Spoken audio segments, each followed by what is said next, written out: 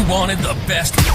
You've got the best podcast. The hottest podcast in the world.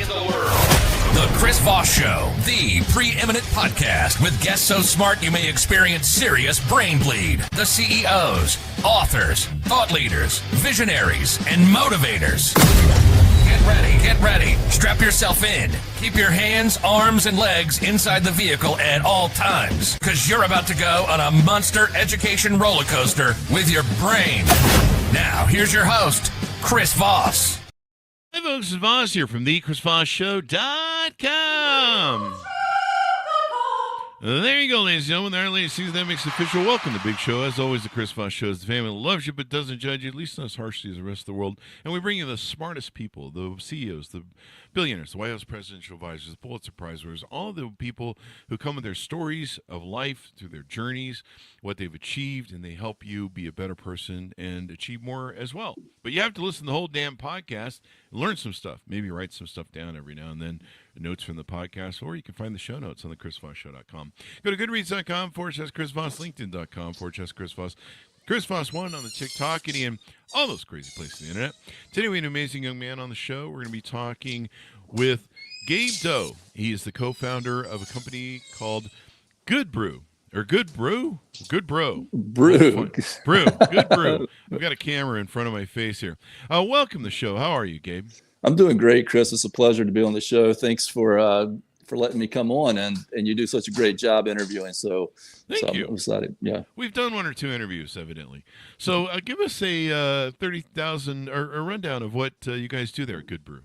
Yeah, so Good Brew is a prebiotic probiotic that's easy to put into your daily routine. You can it's something that you can put into your coffee. We have a 55% reorder rate, and it's helping people with building a better gut microbiome with every cup of joe. There you go. And why is that important to build a good gut biome? Well, your gut microbiome is as fundamental to your health as exercise and sleep and other important things that we do. And we're discovering and learning more about the gut microbiome all the time. The amount of research that's coming out related to the gut microbiome, it's overwhelming. I try to keep up with it. And it's, it's just something that we're going to see more and more of through the future. And people are going to be turning more and more to the gut microbiome as solutions to health issues. It affects everything from your gut brain axis. So like 90% of the serotonin is produced in the gut, not in the brain. It has been related to dementia and some other mood and depression. It's important to mineral utilization and mineral uptake and vitamin production. So your gut microbiome actually does things that our bodies do not do. We've evolved with this gut microbiome for so long that we're actually dependent on it for our health and well-being. It produces enzymes that are necessary for breaking down certain nutrition. And with Good Brew, for example, the probiotic that's in Good Brew, just as one of many, many things that it's been shown to do, it's backed by over 45 published research papers, is to increase protein utilization by 20%, which is huge. And that's huge for everybody. It's huge for people who may be on a low protein diet. It's huge for people who are older and want to, have muscle wasting. As we get older, we have less ability to uptake nutrients, and protein's one of those nutrients that we have trouble uptaking. So it's really related to aging and healthy aging. It's also related to athletes and people who need muscle recovery. So that's extremely important. And then your immune system, 70% of your immune system's in the gut, and that's related to the gut microbiome. So the large part of the immune system is housed within the gut lining, the digestive tract, and then the microbes do a lot to support that environment, particularly the mucosal lining. So the mucosal lining of the gut has everything to do with inflammation and also immune function. So one of the things that happens with the modern world is we've lost a lot of the diversity in our gut microbiome because of generations of antibiotic use, but also because of preservatives and pesticides in our food has really diminished the gut health of people. And so one of the things that happens with a lot of people in the Western world, and over 50% of adults have some sort of significant gut health issue that they're dealing with every day,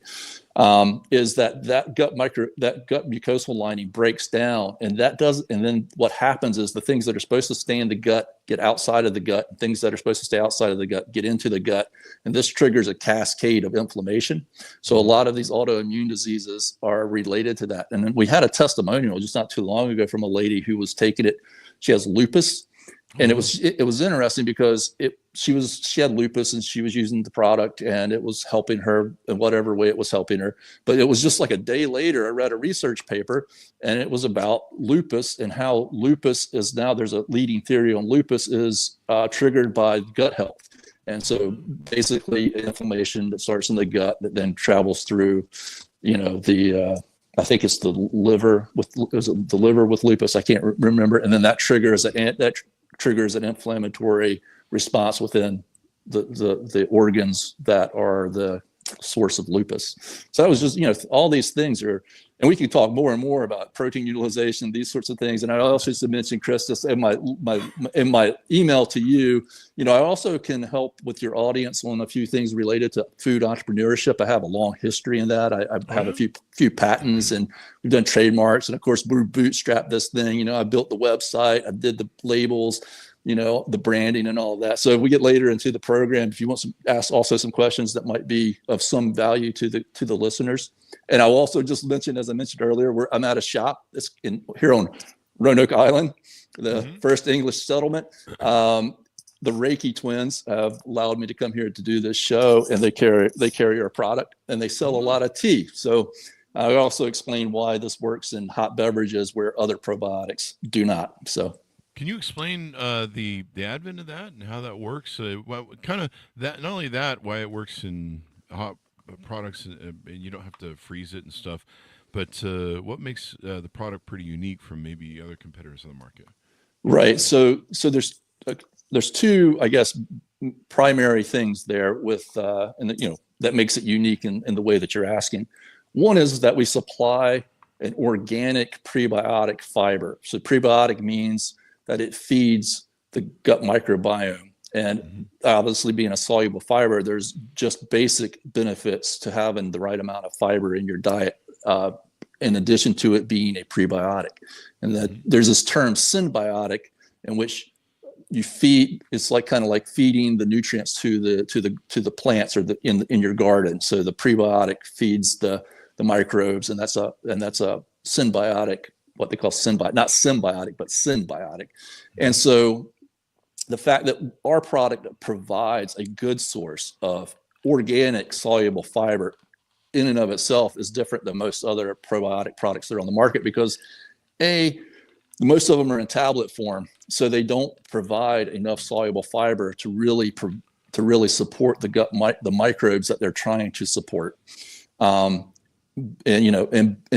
B, you can put this into a regular routine, which feeds the probiotic Bacillus coagulans. Now, Bacillus coagulans and another family of microbes in the Bacillus family, there's one called Bacillus subtilis and some others. These probiotics are found in nature traditionally, and they're transitory, and meaning that they're meant to come into our diet through food sources and survive in that manner, and survive through the acidic environment of the stomach and getting to the lower intestines and germinate where they need to germinate. That's where you want the probiotics and the gut microbiome to proliferate, is in your lower digestive system. Oh. And the way they do that is they're spore forming microbes. And so as a spore, they can live in all sorts of environments that your typical microbe that doesn't have a protein encapsulation around it could. And so some of these Bacillus microbes they found in like amber, insects and things like that, going back like millions and millions of years, and in salt mines and stuff like that.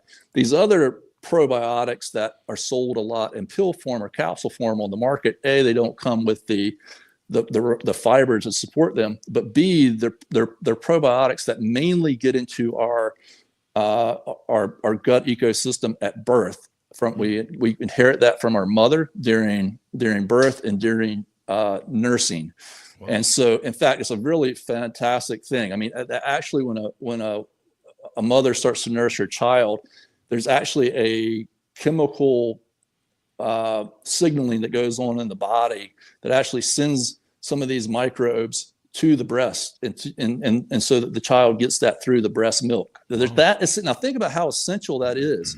Yeah. If nature has done that, it's no joke that these microbes are this important to our overall health, and they've been dismissed for a long time. But in that form, those microbes are not generally intended to survive well through the food. We get them, they colonize the gut, and then we may get some through eating and food, but they're not coming in to colonize the gut. And so when you put them in capsule form, they're not meant to have a shelf life. So that's why you'll see these products that have like 100 billion CFU. Well, part of the reason they're doing that is because a lot of them are dying on the shelf. Yeah. And then also they die when they hit the stomach acid, and then they don't have the prebiotic with it. So Good Brew is like a foundational gut health product. If you're even taking some of these other probiotics, or you're trying to eat foods that have probiotics in them, Good Brew is only going to assist in that, because it's meant to enter the digestive system the way that it does, and it's meant to be transitory. It means it goes in, it germinates, it does its job, it produces a lot of enzymes and things that help to digest nutrients and uptake proteins and other minerals. So does the soluble fiber. But the other thing it does is it produces lactic acid, and you've probably heard of lactobacillus. Lactobacillus is a family of important microbes that are probiotic. Some people try to take those in pill form, but one of the key things they do is they produce lactic acid. That lowers the pH of the gut, and that's the environment that a good gut microbiome wants to live in. It wants to live in a low pH environment, and the bad microbes want to live in a high pH environment. So what happens is, as with all of our modern stresses that we put on our gut, we start to incentivize an environment that allows bad microbes, it's called dysbiosis, to proliferate. And then the other good microbes, they're there, but they're sequestered. And so when you take Good Brew, rather than trying to take lactobacillus, which you can do if you want, but it's not going to survive in the way that Bacillus coagulans does. The Bacillus coagulans does that initial work for the lactobacillus, and then that helps to create the gut environment that then promotes the lactobacillus and the Akkermansia and the bifidobacteria and those important microbes that you want. So it's assisting all that. Think of it like a garden. So if you plant your garden and you put the seeds in the garden and you get it ready for the spring and summer, and it starts to grow, and then things aren't going well, it's not growing properly, you don't go and then try to throw more seeds on it. You go and say, what nutrients does that garden need? Does that garden need water? Does that garden need fertilizer? Does that garden need a soil amendment? That's what Bacillus coagulans and the soluble fiber is doing. It's doing a job of a probiotic, but it's also acting like the soil amendment for your garden. And it starts to go to work in like 24 hours. So when it comes to digestion, there's people who need digestive relief from some specific issue like IBS or constipation, those things. We have a lot of folks who start to use Good Brew, and people who have had problems for like 20 years. A nurse is one example. She started using Good Brew, and she was like, for 20 years, I haven't been able to deal with whatever gut health issues she was having. And she said within like a week, it was helping her, and she would never stop using it again. And she actually had a shop as well. So she started carrying her product and selling the product. But, we hear that. But then there's the long term, the long game for gut health. And that's that consistent use. And that's, the nice thing about being able to use it in coffee or hot tea, but you can also put it in anything else that you eat. You can put it in and stir it into water. I've got a guy who just was telling me that he puts it in his, he's got like one of those soda maker things. Oh yeah. He puts it in his soda maker and likes soda. yeah, he puts it in. I was like, all right, great. He said it works fine for him. So there you go. You can put it in a lot of different things. So it's sort of like the soil amendment. And just one more point about fiber. Most of the fiber that's soluble fiber that's sold on the market, if you look at the big brands, they're owned by big pharma, and they use, like everything, they try to get the cheapest thing on the market so that they get the best margin so they can buy up all the shelf space and all of that kind of thing. And they mostly use wheat dextrin. If you think about it, wheat dextrin, even though it's considered to be sold as gluten-free, it's made from wheat. And so to label it as gluten-free, you can be below 20 parts per million. But a lot of times in the fine print, they'll say not for people with celiac disease. So wheat dextrin is not a fiber that we would it's processed out of wheat, and it's not something that our bodies would naturally experience for feeding the gut microbiome. But the big companies, the biggest fiber products on the market, are sold, as wheat dextrin under these brands. Whereas inulin, so inulin is also a broad range of soluble fibers, and there's inulins that have been sort of manufactured by the food industry with their longer branch molecules that are meant to kind of act as like, food processing aids. But then there's the inulin that is mostly found in like fruits, and there's a shorter chain inulin, and it's got just a mildly sweet taste to it. If you're using Good Brew, you might have noticed it's just you don't really taste it in your coffee, but if you put some on your finger and tasted it, it would be just like a slightly, almost no flavor, but slightly sweet. Mm-hmm. This is the type of soluble fiber that our gut microbiome has fed on for millions of years, is humans and animals eating fruit, and then that soluble fiber inulin is an organic soluble fiber that the gut microbiome wants to feed on, and you get the benefits of the soluble fiber that fiber can do for, like, say, immediately things like helping with constipation and that sort of thing.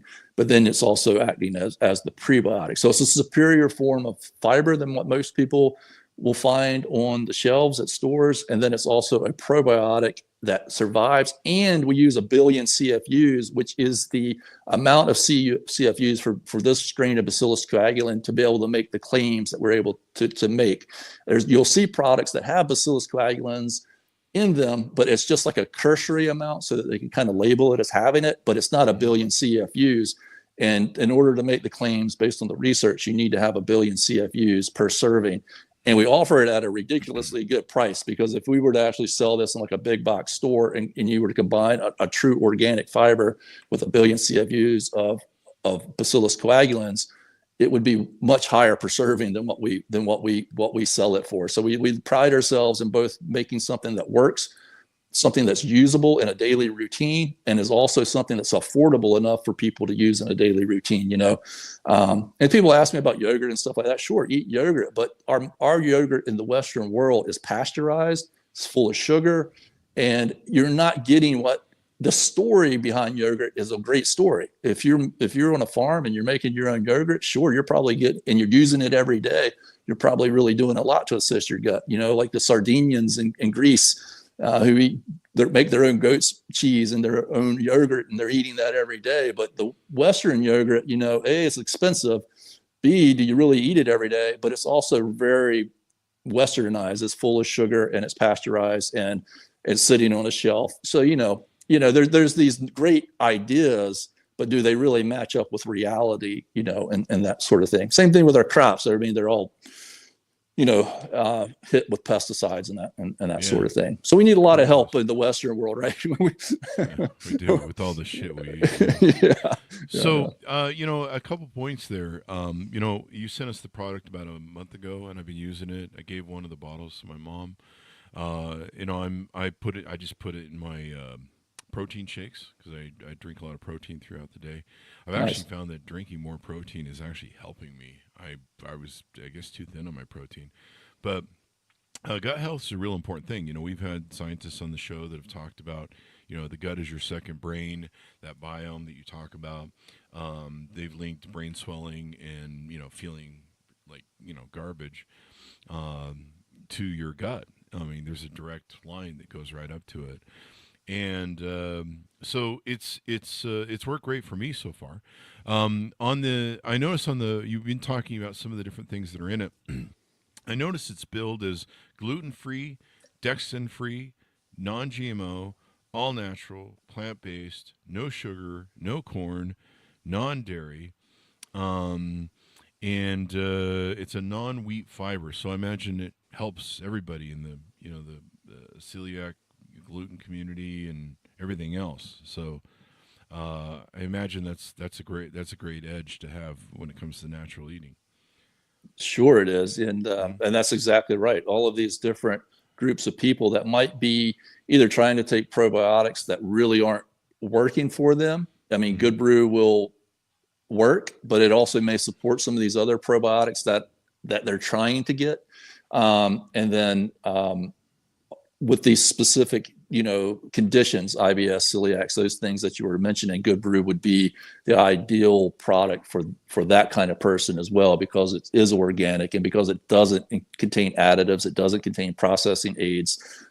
It's just 2 ingredients, and maybe in the future we'll have some product extensions. There's some other exciting things out there in the world of gut health, but we found this to be just this is what works. You don't need to try and there's people who are doing other products out there and they want it to they say, oh, wow, well, we can use it every day. So let's put this in there and let's put that in there. But you're really missing the point. Your gut microbiome does a lot of this. It produces a lot of your B vitamins are actually produced by the gut. So as people get older, one of the issue with getting older is low B vitamin levels, which is also part of what's related to dementia. So the B vitamins are very essential to cellular metabolism. Cellular metabolism is important to things like iron uptake. That's important to brain health. It's important so brain health is kind of like, they're kind of relating it to like dementia or Alzheimer's to like diabetes, because it's looking like it's a condition it's probably somewhat genetic, but it's looking like it's a condition of cellular metabolism.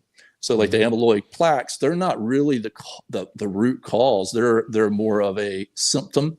So everybody's supposed to have these kind of amyloid proteins in their brain. They're part of cleaning and processing the brain. But something happens where that cleaning process starts to not be able to keep up with itself. And so they think maybe as these amyloid plaques start to build up, whereas they're supposed to do a positive job, they start to then do a negative job, and because they're not getting cleaned out, they're not picking up the waste they're supposed to be picking up and carrying it away that's getting left there. And that's a condition of cellular metabolism, just like diabetes is a condition of cellular metabolism, just like many, many, many things are a condition of cellular metabolism. So those B vitamins that the gut microbiome produces as a direct connection to that. Also, short chain fatty acids. Short chain fatty acids, a particularly important one is butyrate. That is produced by the gut microbiome. We get a little bit of it from our food also. It's called butyrate because of the word butter, and that's where butyrate was first isolated, was from butter. But it's the gut microbiome produces that short chain fatty acid and some others on its own, and it produces the majority of it. That provides like 80% or 90% of the energy source for the lower intestine, the cells of the lower intestines. So if you're not getting these short chain fatty acids, the lower intestines tries to start to use other sources of energy. And that's where, you start to get, like carcinoma and that sort of thing is from the damage that it does to the cells. But then that also goes back to the brain. That cellular metabolism is also all throughout our body. All health issues can be somewhat related back to gut health. It's not necessarily they're all directly caused by that, but the ability for the body to process and fight and maintain itself certainly is related back to the gut. And it's becoming more and more evident all the time, so. Yeah. So tell us about your entrepreneurial journey for wannabe entrepreneurs out there, people that want to be inspired for entrepreneurism. You've tried several different iterations, or at least one different iteration of this. Tell us about kind of your journey through life. Yeah, let me tell you a little bit about that, because I think it could be helpful to people. And it's a struggle, man. I tell you what, entrepreneurship. I used to go to these events. This VC company used to put on these talks, and I'd love to go to these talks. And they would get all these different entrepreneurs that would come in and tell the stories and whatnot. And this one guy, he was a serial entrepreneur, extremely successful. But man, he was the most honest guy. He would sit up there, and everybody's telling these beautiful stories about entrepreneurship, he'd be like, don't do it. He's like, it is not a joke, or like Elon Musk would say, starting a company is like trying to do a startup is like what, chewing on glass and looking into the abyss or something like that, So years ago, I was working at, I was a graduate student, and I was working in the Office of Technology Transfer. It's like the patent office in a university. And I have a couple of patents, and so that was I was working in there because I have this experience around intellectual property and whatnot. And I like to. Anyhow, we were talking about a researcher at the university that was looking at multiple sclerosis. And this topic came up, and everybody was talking, about, the research. And one guy said, there's in Africa, they hardly have any MS. And there's this theory that the reason they don't have MS is because of their gut microbiome and parasites and things like that are exposed to that we're not exposed to or don't have in the Western world. And that was like in the mid 2000s or something. And I was like, man, that's BS, but it stuck with me. That was just my first response to it, because probiotics and stuff weren't really being talked about at that point much at all. So, but it stuck with me. And then a few years later, I was at the Institute. I was working, my patents were in seafood processing technology. And I was at the Institute of Food Technologists show in Chicago. It's a great trade show to go to.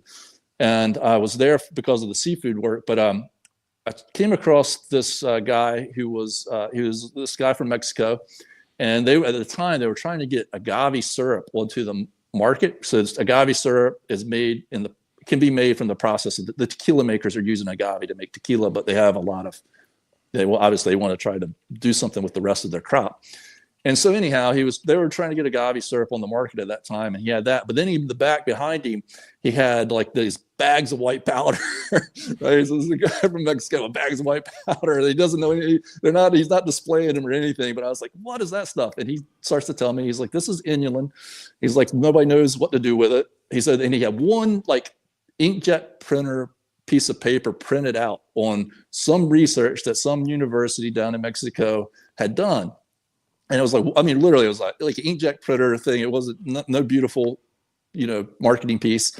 But I looked at it, I was like, that's really super interesting, because I was kind of going back to now that I had a few years to process this idea about, from what the MS story, I said, that's super interesting. I was like, that's the kind of thing that could really turn into something. And that stuck with me. And then at that same time, another company was coming out with this strain of Bacillus coagulans, and they were talking about how it could be used in heat, like in baking and stuff like that. And then it dawned on me, I was like, man, this is it. If this gut health thing is really what science is starting to say that it is, I could put these together in some way and make it usable in coffee. It just hit me like that, Yeah. But the problem is that, like the idea wasn't fully formed. And so I'm looking at this agave syrup, blah, blah, blah.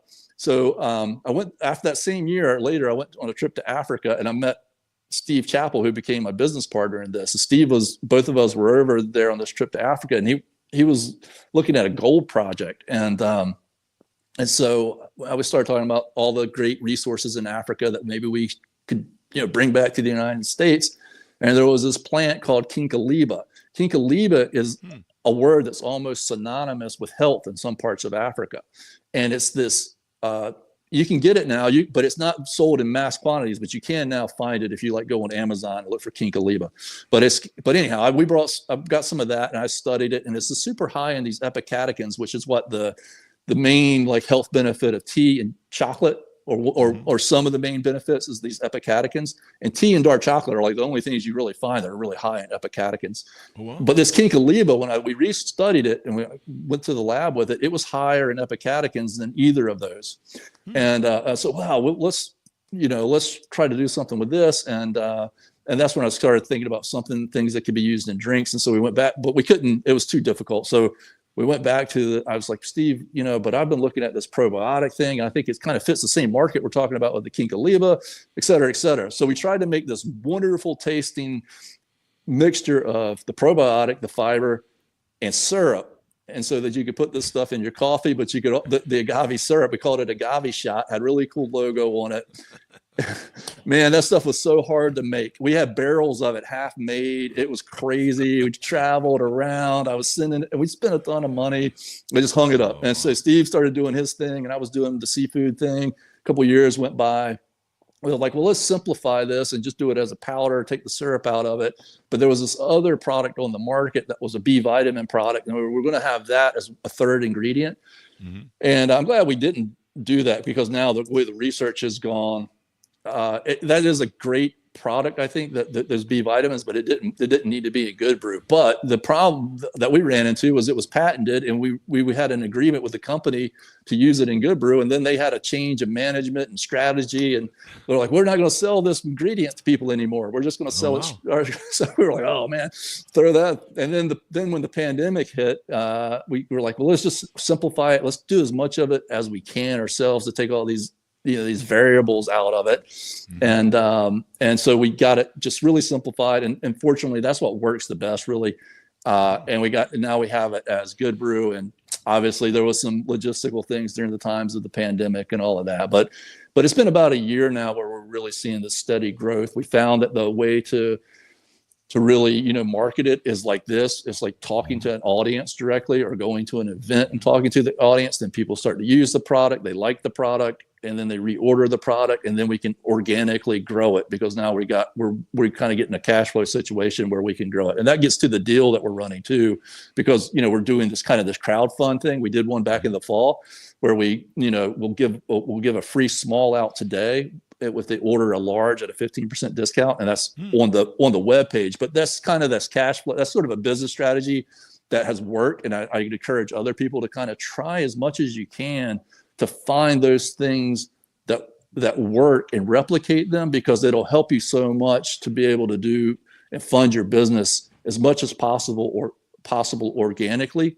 They always say, Chris, I know you're an entrepreneur, and they always say, we learn from our mistakes, but it's better than learning from your mistakes. It's learning from your successes. There you go. You learn from everything. Yeah. Learn from learning process. Learn from what works, and then replicate what works, and scale what works. And it might be the smallest little thing. You struggle, but when you see one little bit of success, try to identify why that was successful. If you take $100, it doesn't seem like much, but I tell you, as a startup, making any money at all is a really important thing, because it teaches you something that you can then maybe possibly replicate. And it doesn't take long. If you take $100 and you can replicate that 10 times up, that's 1,000. 10 times from that's 10,000. 10 times from that's 100,000. That's how these companies start at zero and become, billion-dollar companies. That starts with that widget. That's right. Widget. Yeah. Make that widget exactly. profitable. And you bring up a good point, learning from your mistakes and also learning from your successes. It reminds me of something that we used to joke about decades ago when I tried golfing and thought it might be a thing for me. I was like, let's try the hobby of golfing. All I did was learn to swear more and want to destroy golf clubs. So I realized that wasn't for golfing. But one of the things we used to always say, if you did something right, like you hit the putt and it went in, someone taught me this line. They go, well, now, you got that in. Now remember what you did wrong. Remember what you did right. Was it remember what you did right? No, it was remember what you did wrong, because basically you're always fucking up all the time, and you finally did something right. So obviously you did something wrong. It's the opposite of what you normally do, if that makes any sense. Yeah. It was just kind of a funny joke. Remember what you did wrong, then. Yeah. You finally hit it right. Remember what you did wrong, because you're doing it right. They're doing it right. Yeah. You don't want to get good at it. And that got true because I moved to Vegas and was spending half my time down there. From Utah, and I went to who's the famous golfer, probably the number one famous golfer ever, not Tiger Woods, but Jack Nicklaus. Jack Nicholson. So Jack Nicholson has a school for golfing down there. So I'm going to pay Jack Nicholson a bunch of money to teach me how to play golf. And that was basically what the whole episode was. That's actually what made me quit golf. And so I basically had to learn that everything I learned about golf up until that point was worthless, useless, and I had bad habits that of doing doing what I thought was right, but was completely wrong. So during the training for the golfing, I just like everything had to get thrown away and start anew. And I'm like, I'm not going to start anew. I'm not going to. So always remember what you did wrong. That's right. That's right. Hey, I was doing. I started I do all kinds. I went through like everybody. I went through all kinds of. I went through a divorce and terrible divorce and all of that sort of thing. And so I've learned a lot. Like I started doing things like the Wim Hof method. The cold water, the breathing. That stuff really is important. I mean, it really is important. It's important for everybody. And it's really important for entrepreneurs because there's so much stress. And we won't get into the details. I don't know if you ever read James Altucher. I love James Altucher, but he really wrote about the problems that he had in life as an entrepreneur, like the real problems, the things that you go through mentally and all of that sort of thing. And that really, he really digs into that kind of thing. But when I was reading a lot of what he was writing, it hit me at the same time in my life where I was looking for how to work through some of these things. And recently I actually played around with some self-hypnosis, and that's super cool too, to hypnotize yourself. You hold a watch in front of yourself and swing it back and forth. You're feeling very tired. No, you don't have to do it. No, there's a pretty easy technique to doing it, but you do have the kind of, first you think this is not going to work, but once you actually do it, it's like, wow, you can do it. Yeah. Who snaps you out of the hypnosis? Well, that's the thing about hypnosis. I'd never been hypnotized before, but I didn't really know what it was like. But you're pretty aware of everything, so it's just like you allow yourself. Hypnosis is sort of like it's a combination of the relaxation that you get in meditation or sleep with a hyper focused awareness. So you're aware of what's going on. So that's kind of the trick, is like you do have you can speak to yourself, and say, okay, you kind of depending on what you're doing, you just kind of know that it's time to end it, and then you just kind of bring yourself back out of it. It's not like you're unconscious like you are. I think we locked up on your end, Gabe. Gabe? I think we locked up with Gabe. He'll be back in a second, I'm sure, and we'll be able to get him back on the show. So I've been taking the Good Brew for a while now, and it works for me. And gut health's really important. It's just so important, people. You can hear lots of folks we've had on the show. They've talked about the thing, and they've talked about gut health. It's attached to your brain. Some people that on the spectrum have found that some of their spectrum acerbations or brain swelling that come from poor diet and poor gut health. So you definitely want to check that out, and all that good stuff. So fun is fun. We'll see if we can get Gabe back here as we round out the show. But there you go. I'm going to make a pause here so that we can we can see that there's an empty space that needs to get fixed on the show.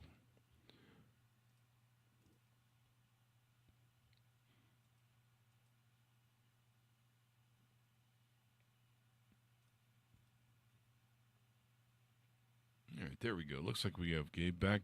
Gabe? Gabe?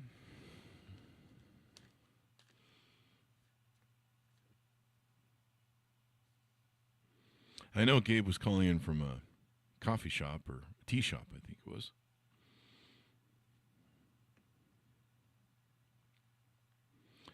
Probably have some internet fun with the internet gods. Internet gods are up there moving stuff around, doing stuff.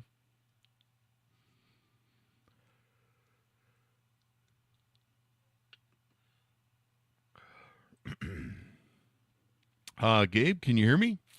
No.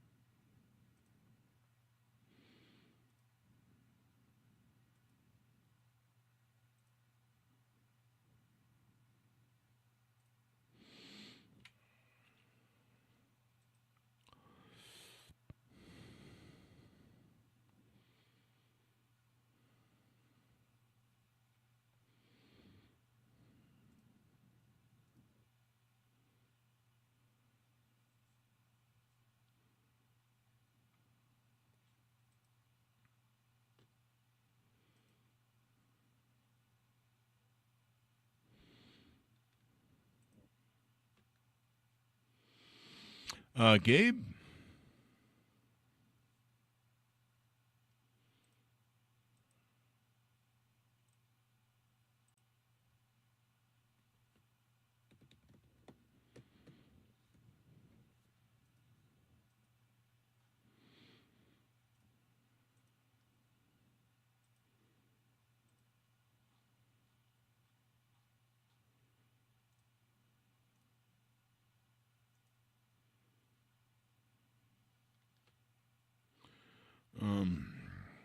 That's the.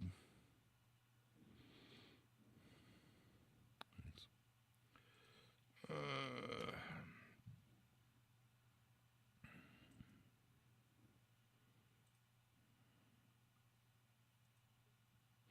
see here. Testing 1, 2, 3. Gabe? Hello, Chris. Hey, Gabe, we got you back, I think. Oh, sorry about that. It's probably he's No problem. It'll give us something to do in editing. It'll give the Can you hear editing me department okay? something to do. I can hear you okay. okay. So I'm not sure where we lost you. I know we were just talking about how you were formulating. We were kicking around about, taking in, learning to do things right and wrong. Yeah. So, we went through all of that. Went through doing things right and wrong. And you talked a little bit about golf and how you had been kind of joking about doing things the wrong way. Remember what you did right. Yeah, well, instead of what you do right. So it's important to learn about what you've done from your successes and to try and grow organically as an entrepreneur. To try and do things so that you can replicate what works, and that'll help you, a lot. That said, I'm sure with Good Brew, as we grow and as we're getting this sort of repeat business, we will have to look at, other ways to fund the company. There you go. Yeah. Well, this should be interesting then. So awesome sauce. As we go out, give people a final pitch out. I think you had an offer of a discount, and .com's where they can find you on the interwebs. Absolutely. It's Good Brew spelled BRU. So GOODBRU.com.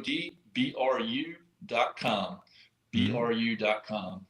And we have a 10% discount if you use the promo code Chris Voss. And we also have a crowdfund special where you can have receive one free small unit for pre-ordering a large. And we'll send the larges out once our production is done. We're trying to target 200 orders from that. So there's a special. It's pre-discounted at 15%. You get a free small and a discounted large when you pre-order that. Or if you just want to order anything off of the normally priced stuff, you can use Chris Voss and get 10% off. And in the future, we'll leave that Chris Voss discount available. So like I said, we have over 50% reorder rate. So, if you do the pre-order and then you reorder again, you can just use the Chris Voss discount and get 10% off in the future. There you go. Thank you. Thanks, we really Chris. appreciate that.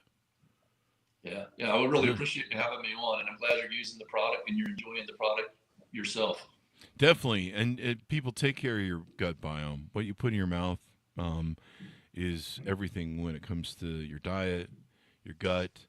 I'm like anybody. I go do the McDonald's or the Del Taco every now and then spend the next 24 hours in the fetal position.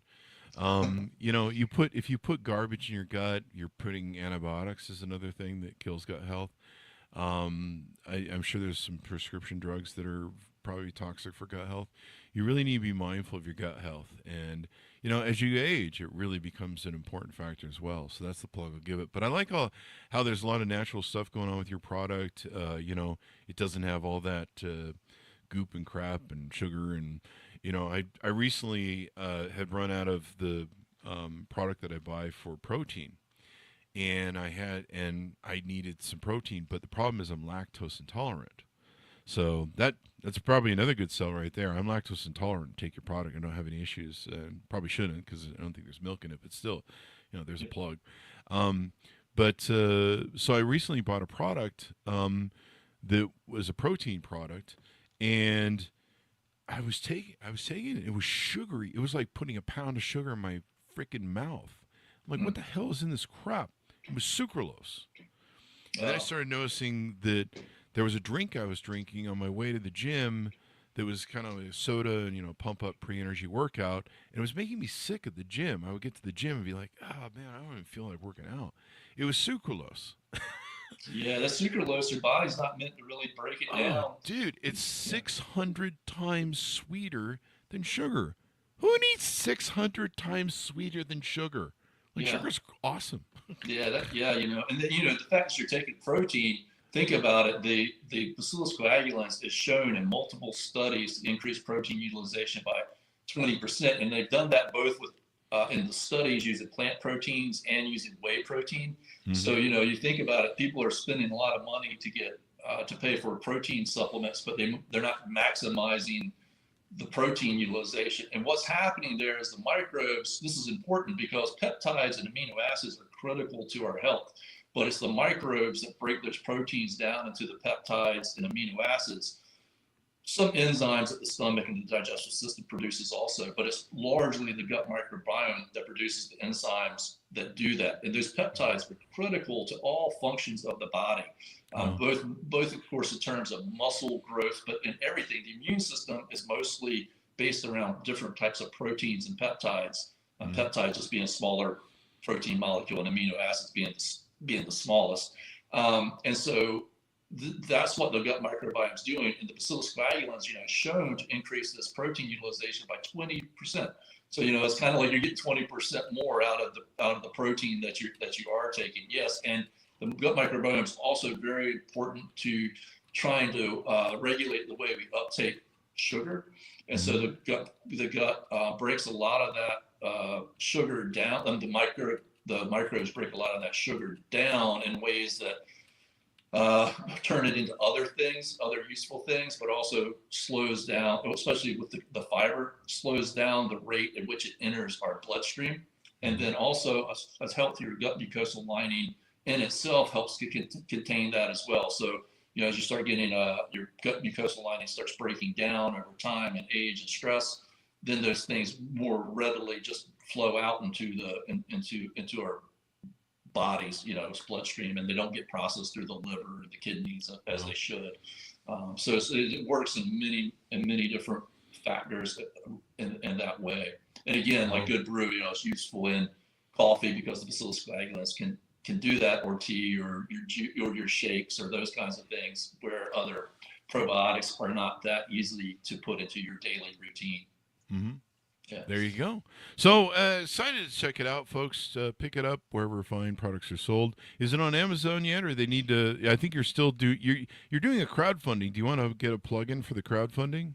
Yeah. But order a small from us at goodbrew, spelled BRU.com, and today we'll send the small out, and we'll send for a 15% discount on a pre-ordered large. So when you pre-order the large at a 15% discount, we'll send the small out today. It's a 15 serving. Actually, they sell it here in this store, the Reiki Twins in Manteo, North Carolina. So if you're at Roanoke Island or Manteo, North Carolina, stop by and see the Reiki Twins. But they sell our product here. This is the small. You'll get this small. It's 15 servings for free. We'll send it out now, and then you pre-order the 75 serving, and we'll send that out once they get produced. And like I said, we're trying to shoot for 200 on this crowd fund, and that helps us out a ton. And we have so many people, helps them with immediate gut issues, constipation, IBS, things like that. And then, of course, people maintaining their health over a longer period of time, the protein utilization, the immune health. So, we were able to, actually say on our label, because the research behind this supports immune function, supports digestive health, supports protein utilization, in addition to a lot of other things that it does. And also oral health is highly related to your gut microbiome. And I was just speaking with one of the owners of here at the Reiki Twins, and they use the product, and she was mentioning that as well. She's like, she's noticed that it's helped her teeth and gums and their skin. There's a lot of connection between the skin and the gut microbiome and inflammation. And it's all tied together. There you go. Yeah. So thank you very much for coming to the show. We really appreciate it, Gabe. Yeah, thanks, Chris. It's a pleasure being on, and I've enjoyed watching and listening to some of your podcasts. You do a great job. Thank you, sir. I really appreciate it. And you did a great job as a guest and as an entrepreneur. Thanks for sharing your entrepreneur journey and hopefully inspiring other entrepreneurs as well. Yeah, maybe we can get back on here sometime in the future and give you an update. There you go. All right. Well, folks, be sure to refer the show to your family, friends, and relatives. Go to goodreads.com/Chris Voss, LinkedIn.com/Chris Voss, Facebook.com/Chris Voss, and all those crazy places on the internet. Be good to each other. Stay safe. We'll see you guys next time.